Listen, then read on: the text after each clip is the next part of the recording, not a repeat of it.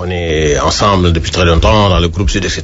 Et dans ce cas précis, un jour, je suis quelque part, c'est au lendemain du référendum, je suis quelque part, il m'appelle, il me dit, tu es où là? Je suis à tel endroit. Il me dit, sors de là. Je sors. Il me dit, tu sais, je vais démissionner. Je dis, pourquoi? Il dit, parce que ces gens-là ont l'intention de fermer Walfadjri. Pour moi, il n'est pas question qu'il en soit ainsi.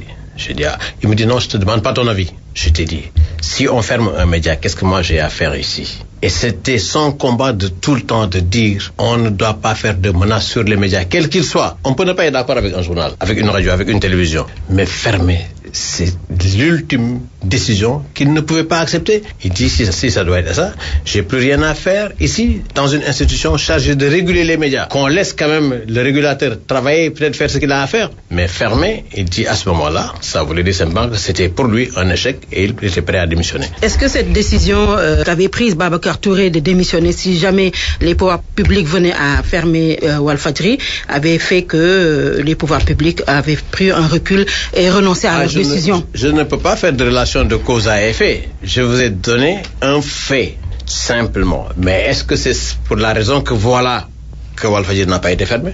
Je ne peux pas aller jusque-là. Mais en tout cas, au moins, ce que je vous dis, c'est des faits. Il m'a dit, si c'est comme ça, voici ce que je fais. Ibrahima Bakhoum, membre du Conseil national de régulation de l'audiovisuel.